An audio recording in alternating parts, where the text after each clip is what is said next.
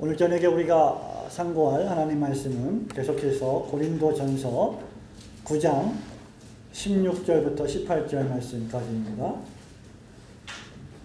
신약 273페이지 고린도전서 9장 16절부터 18절 말씀, 3절 말씀을 저와 여러분이 한 목소리로 함께 봉독하도록 하겠습니다. 시작. 내가 복음을 전할지라도 자랑할 것이 없음은 내가 부득불 할 일임이라. 만일 복음을 전하지 아니하면 내게 화가 있을 것이미로라. 내가 내 임의로 이것을 행하면 상을 얻으려니와 임의로 아니한다 할지라도 나는 직분을 맡았노라.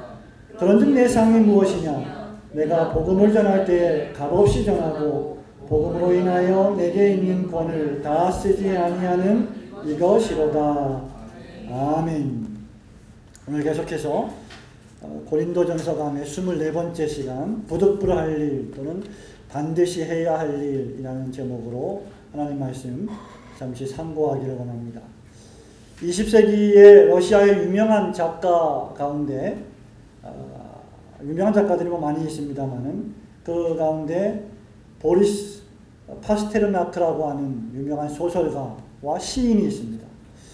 이름만 들어서는 여러분 잘 모르시겠습니다만은 이 보리스 파스테르나크가 쓴 유명한 소설이 바로 닥터 지바고라고 하는 소설입니다. 이 작품에서 파스테르나크는 구소련 당시 소비에트 공산당 정권과 그 공산당의 권력자들을 향해서 아주 비판의 날을 세웠던 시인이자 저항시인이자 소설가였습니다.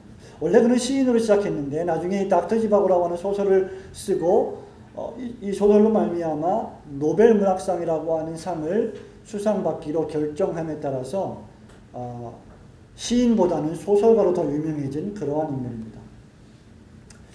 이 보리스 파스테르나크라고 하는 그의 소설가의 눈으로 볼 때 그 당시에 공산당과 그 권력자들은 시민의 주권과 평등을 철저하게 배반하고 자신들의 배만 불리는 공산당원들과 그 권력자들을 철저하게 비판하면서 마치 신약시대의 바리새인들과 같다라고 책망했습니다.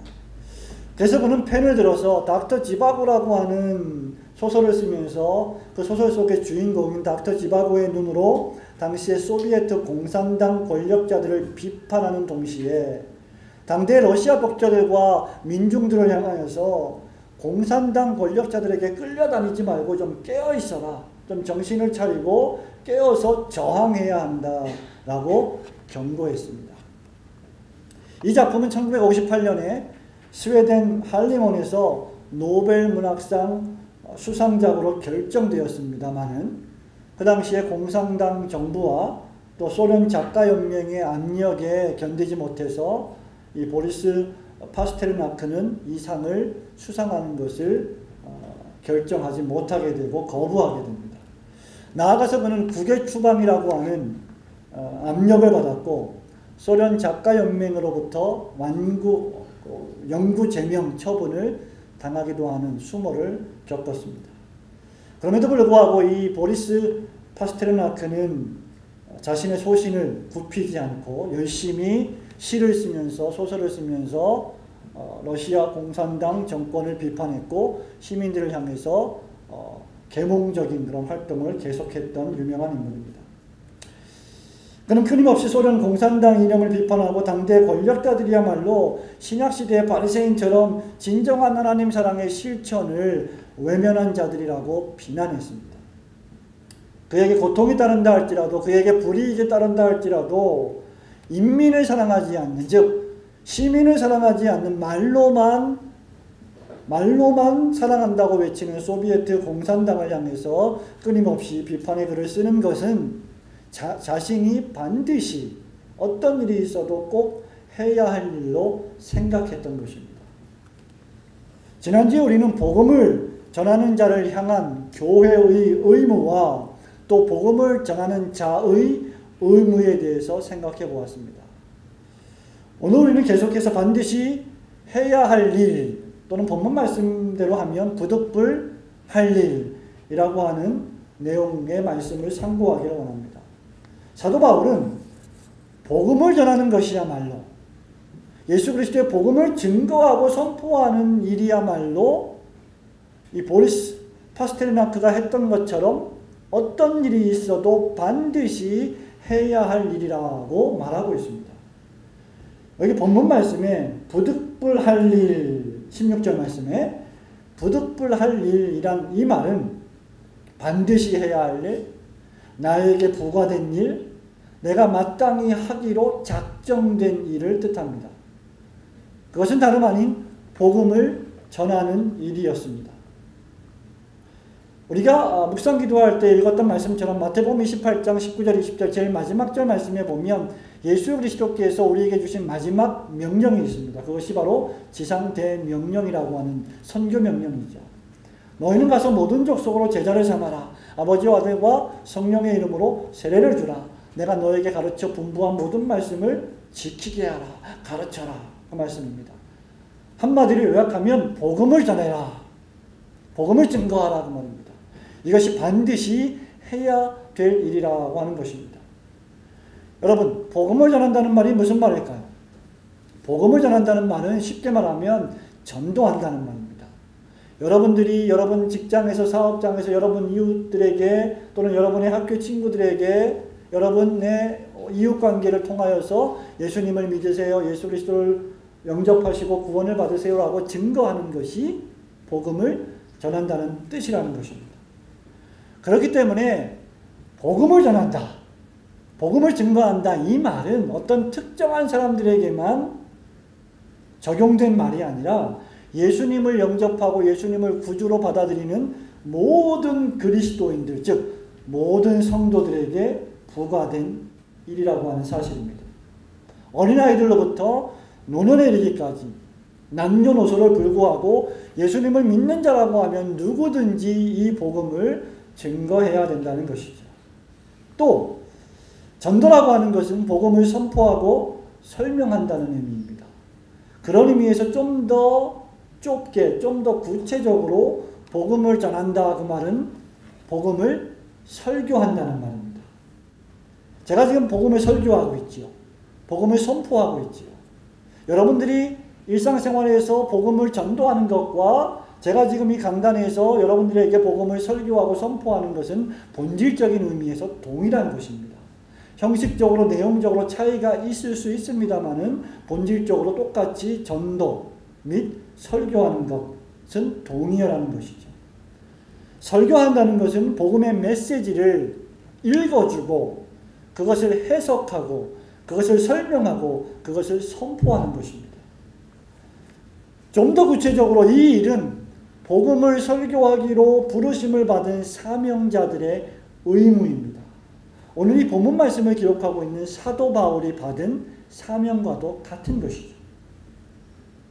결론적으로 말씀드리면 여기 바울이 말하고 있는 부득불 내가 해야 할 일이 있다 또는 좀 더 쉬운 표현으로 내가 반드시 해야 할 일이 있다 라고 하는 이 말은 설교자와 목사와 전도자를 포함한 모든 그리스도인들이 반드시 마땅히 해야 할 일이라고 하는 사실입니다. 그렇다고 하면 이것이 왜 부득불 반드시 해야만 할 일입니까? 오늘 두 가지를 좀 생각해 보기 원합니다. 첫 번째는 복음을 전하는 일은 여러분이 목사이든지 설교자이든지 전도자이든지 평범한 그리스도인이든지 관계없이 그에게 맡겨진 사명이기 때문입니다. 16절 말씀을 한번 읽어보겠습니다. 다 같이 시작. 내가 복음을 전할지라도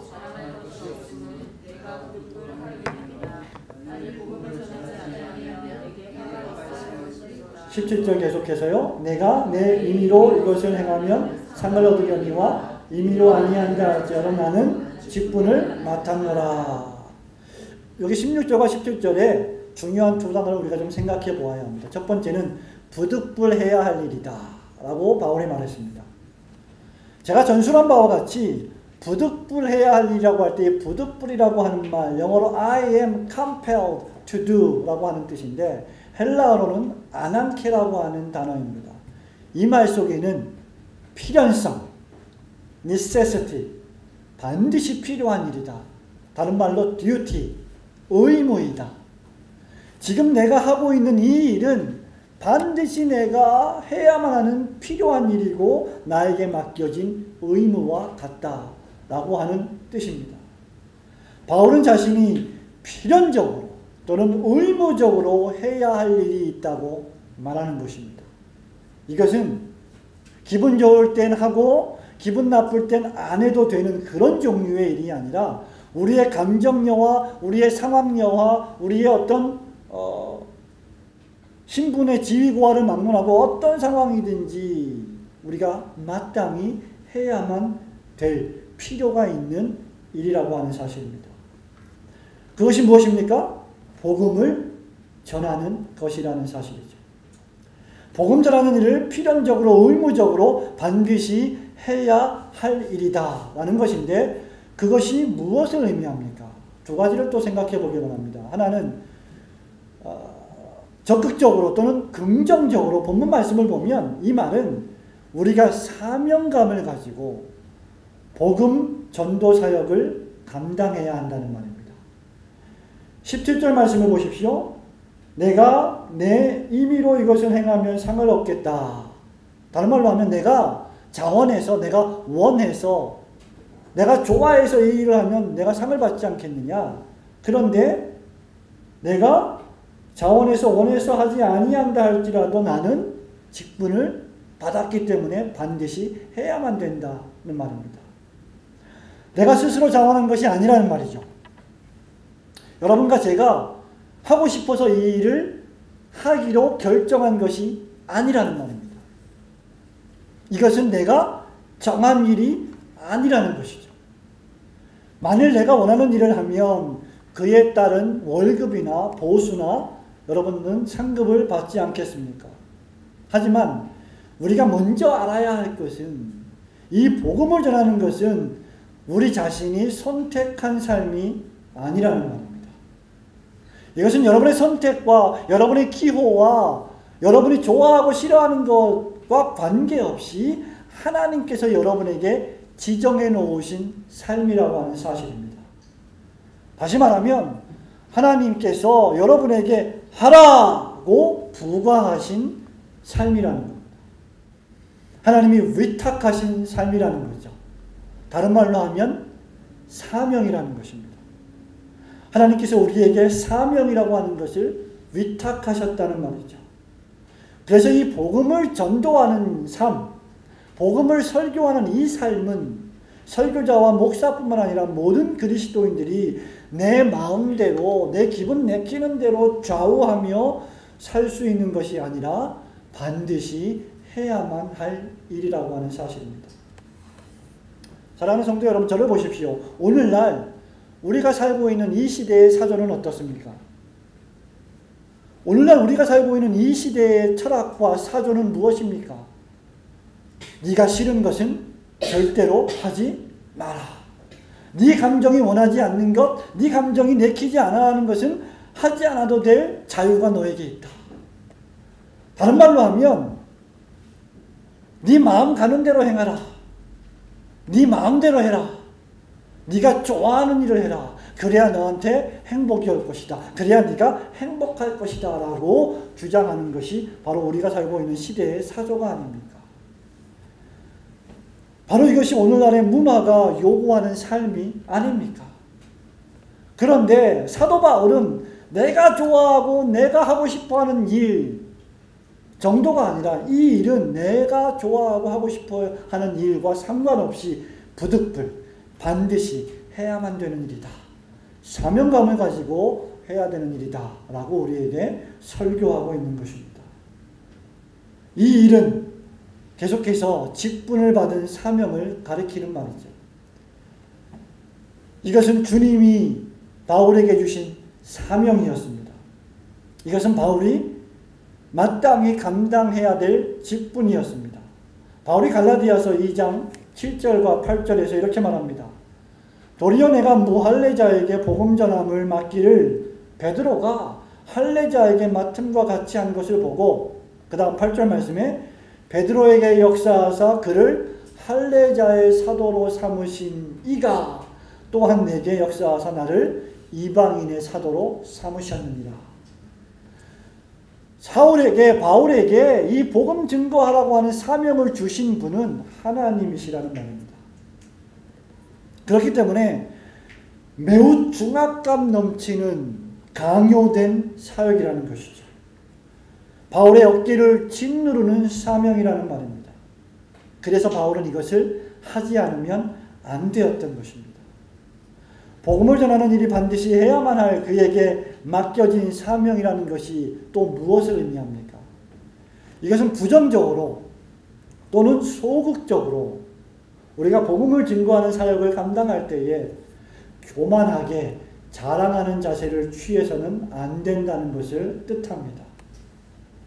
여러분이 복음을 전할 때, 여러분이 예수 그리스도의 십자가를 증거할 때, 목사가 설교자가 강단에서 하나님의 말씀을 선포하고 설교할 때 그는 개인적인 자랑을 늘어놓으며 전하는 것이 결코 아니라는 말입니다.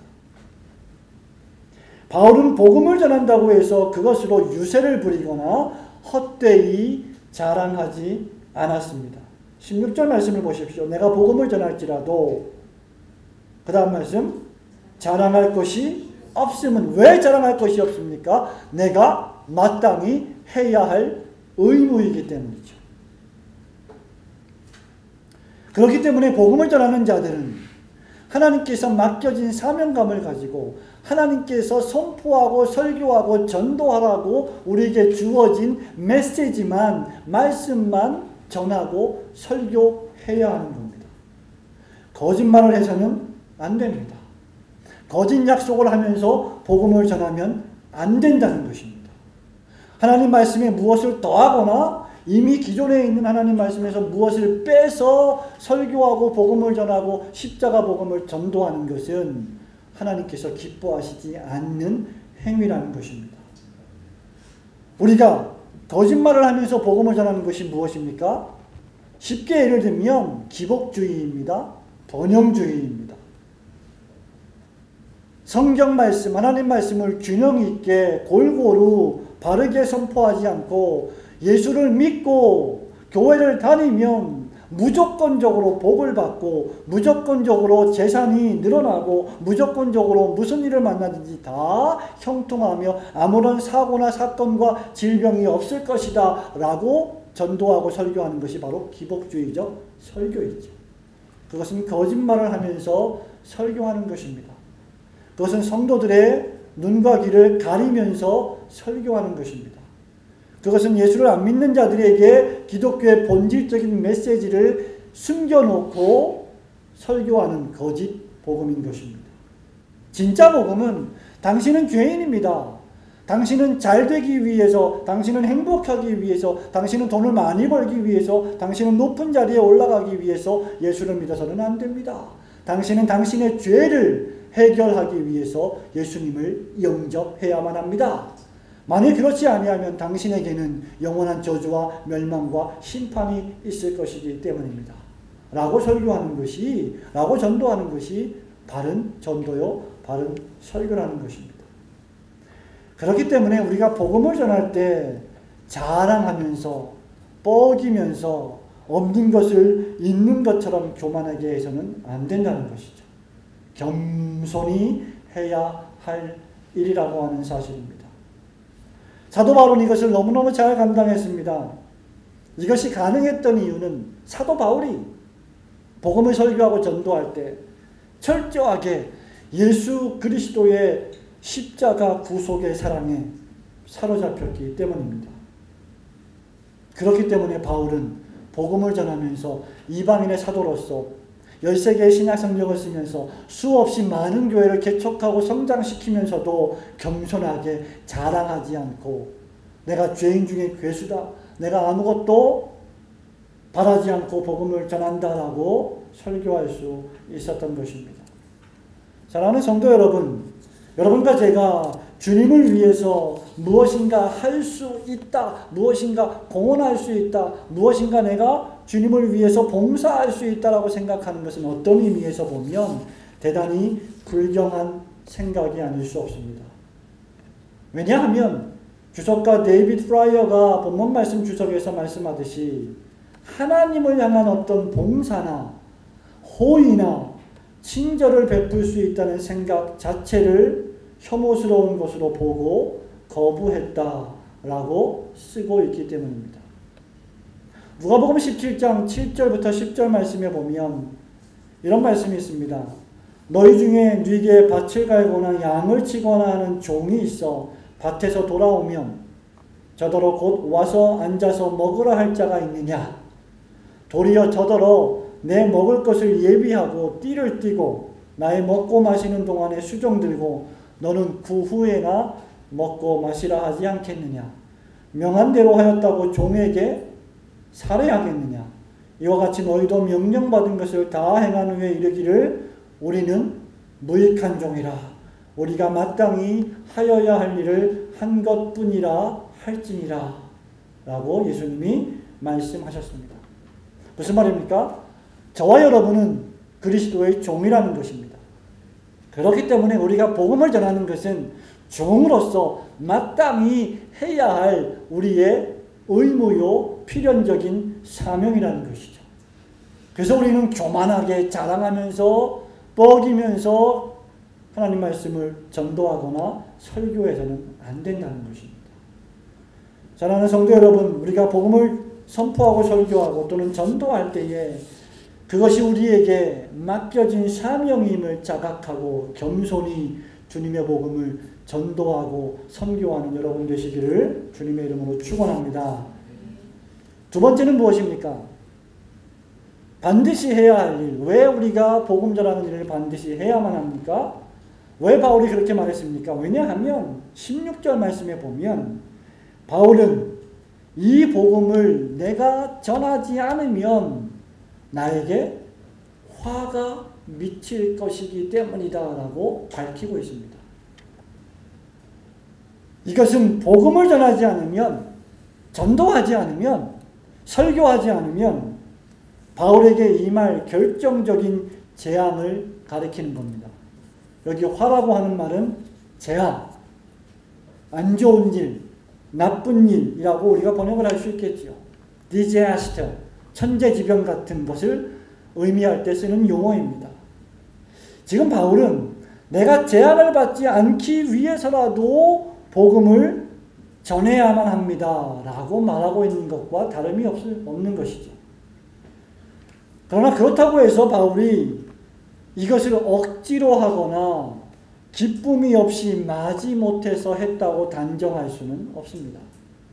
왜냐하면 바울은 이 일이 힘들고 어렵고 고난이 중천되는 것이었음을 누구보다도 잘 알고 있었지만 그럼에도 불구하고 그것을 바울은 즐거워했습니다.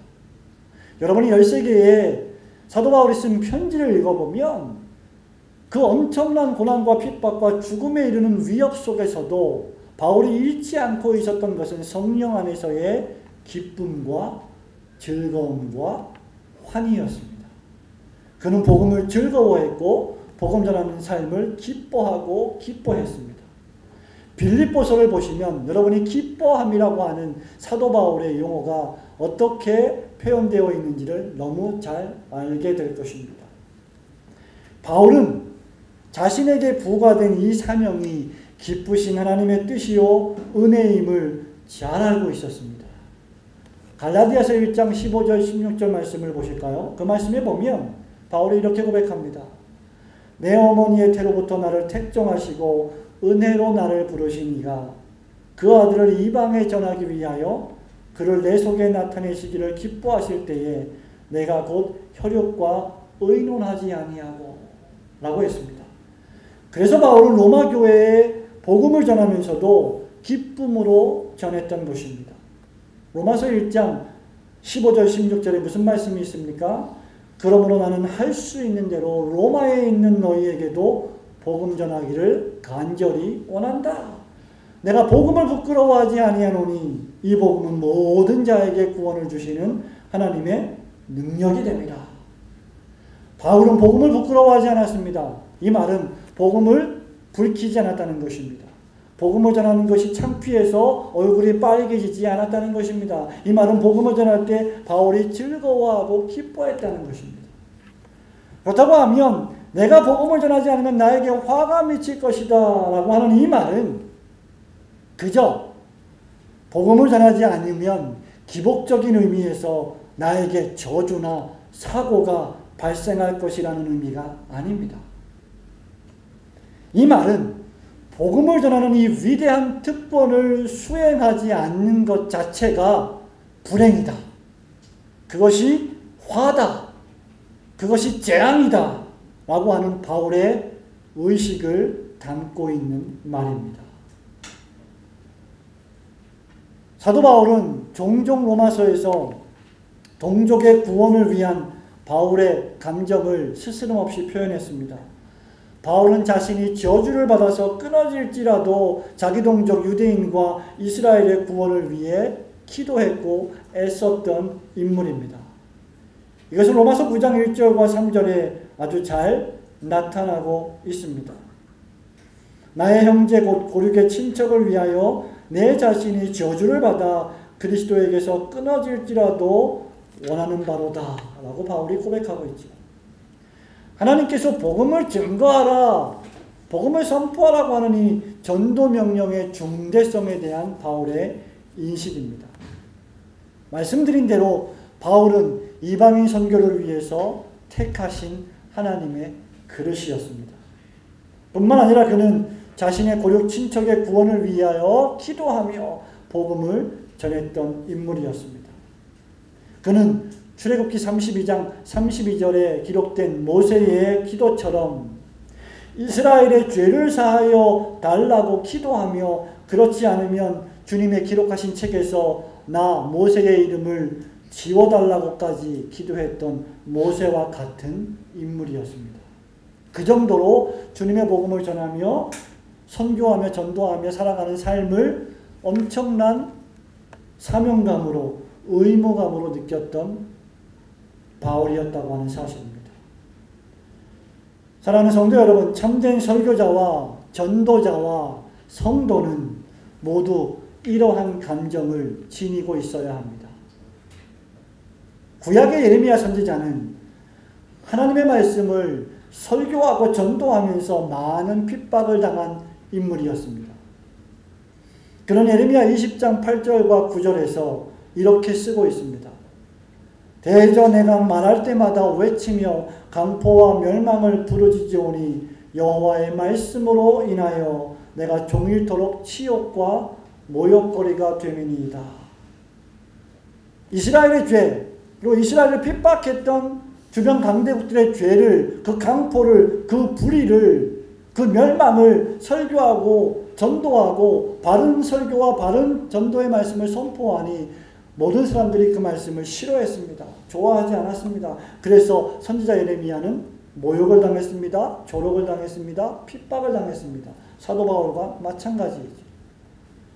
그때 9절 말씀에 내가 다시는 여호와를 선포하지 아니하며 그 이름으로 말하지 아니할 것이다. 왜? 너무 고통스러우니까, 너무 힘드니까. 그러면 예레미야가 말합니다. 나의 심장이, 나의 중심이 불붙는 것 같아서 골수에 사무치니 답답하여 견딜 수 없나이다.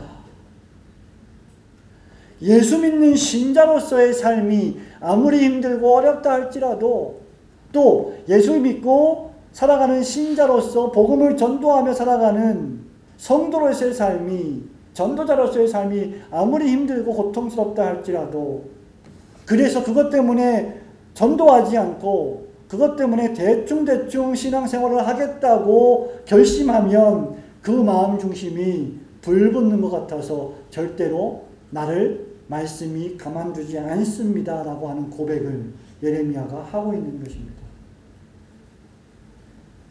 성도 여러분, 그 어떤 것으로도 참된 복음 증거자들로부터 복음의 말씀과 선포를 분리시킬 수 없습니다.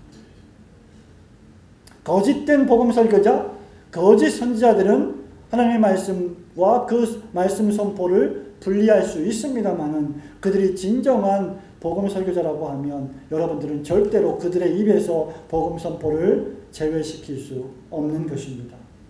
왜냐하면 그들에게는 하나같이 하나님이 부르시고 맡기신 소명감과 사명감으로 투철했기 때문입니다. 바울은 이 일을 성실하게 감당했습니다. 사명감으로 감당했습니다. 엄청난 중압감 속에서도 기쁨으로 감당했습니다. 왜냐하면 그의 마음에 그것을 증거하지 않고서는 단 하루도 살 수 없을 정도의 강력한 소명의식이 있었기 때문입니다. 여러분은 어떠합니까? 저는 어떠합니까?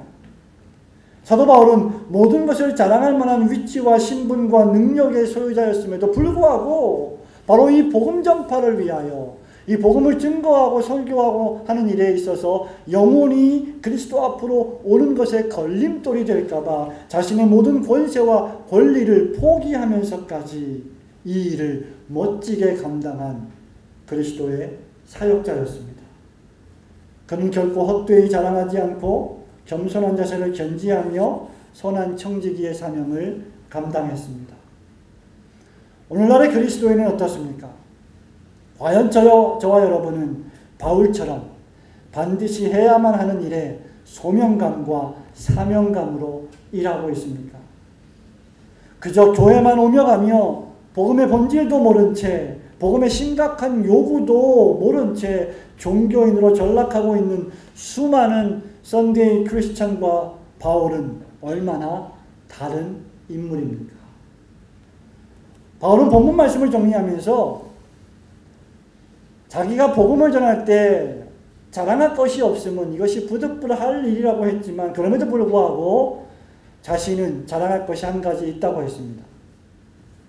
그럼 앞에서 말한 모든 것과 지금 바울은 반대되는 말을 하는 것일까요? 아닙니다. 바울은 지금 자신이 상 받을 일이 하나 있다고 말합니다. 그것이 무엇이겠습니까? 18절 말씀을 다 함께 읽어보도록 하겠습니다. 시작. 그런즉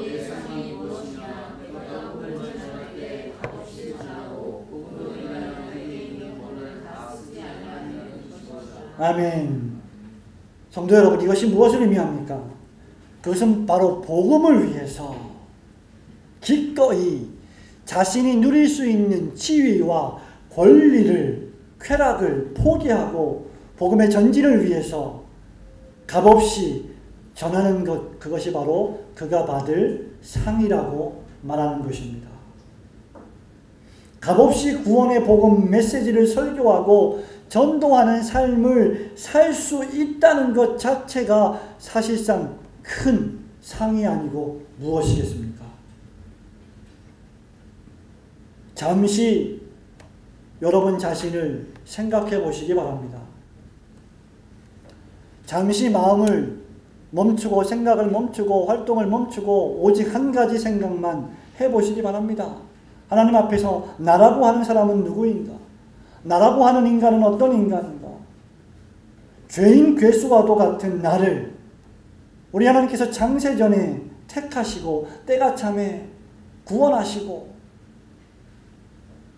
설교자로 부르시고 장로로 성도로 불러주시고 빛과 소금된 언덕 위에 도성의 삶을 살라고 명하시는 것 자체가 우리에게 큰 복이고 큰 상이 아니고 무엇이란 말입니까?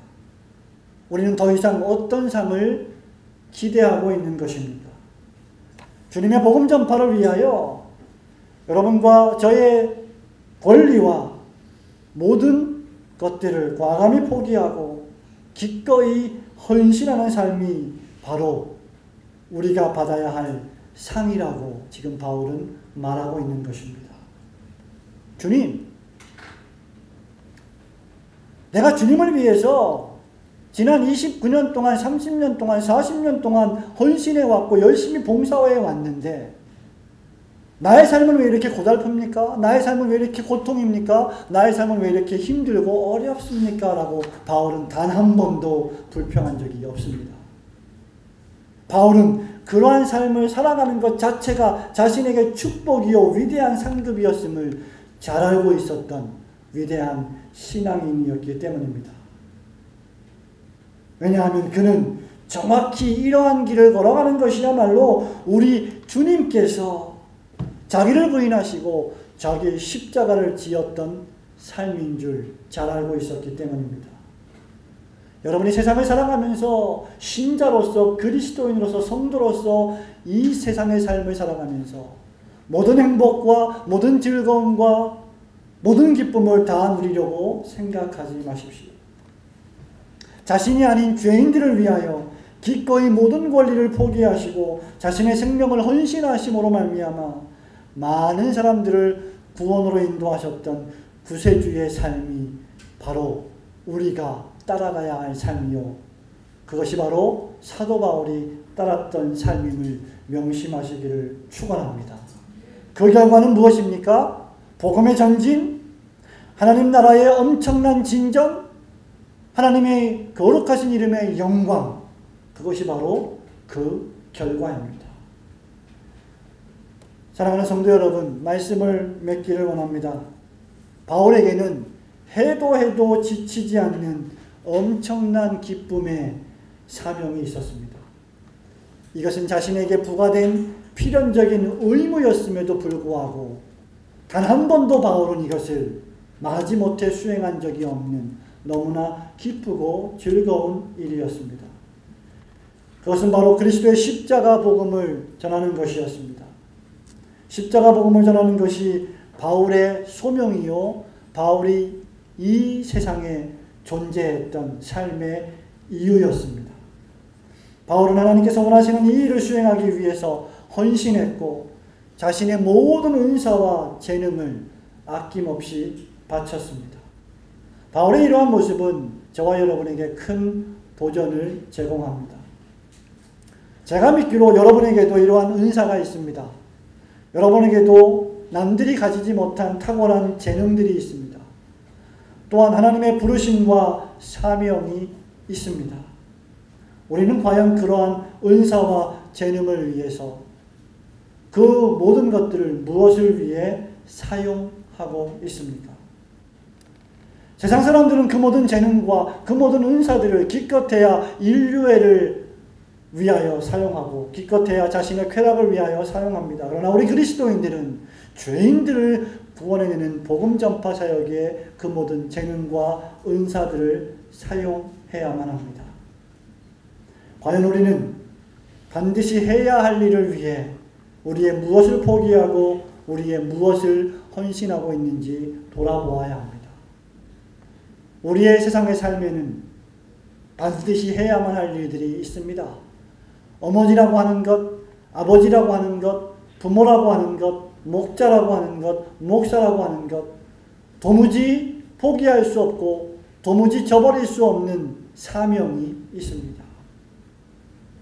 우리 각자에게도 부득불 할 일이 있습니다. 힘들고 어렵다고 아버지의 사역을 멈출 수 없듯이, 힘들고 어렵다고 어머니의 사명을 저버릴 수 없듯이 그리스도인으로서 저와 여러분은 반드시 부득불 할 일이 있습니다. 하나님이 불러서 세우신 일이 있습니다. 그것은 결코 힘들다고 어렵다고 그만둘 수 없는 반드시 해야 할 일입니다.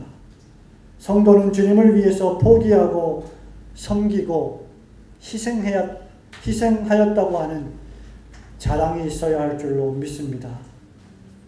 마지막 날에 주님께서 여러분에게 물어보실 때 여러분은 주님에게 대답할 말을 가지고 있어야 합니다. 너는 나를 위해서 무엇을 포기했느냐? 너는 나를 위해서 무엇을 섬겼느냐? 너는 나를 위해서 무엇을 희생했느냐? 그저 종교인처럼 왔다 갔다 하며 살아갔느냐? 라고 물으실 때 주님이 우리에게 맡기신 사명을 위하여 우리에게 주신 모든 은사와 재능을 다 동원하여 하나님 나라를 전진시키기 위해 수고하고 애쓰다 왔습니다. 라고 고백해야만 합니다.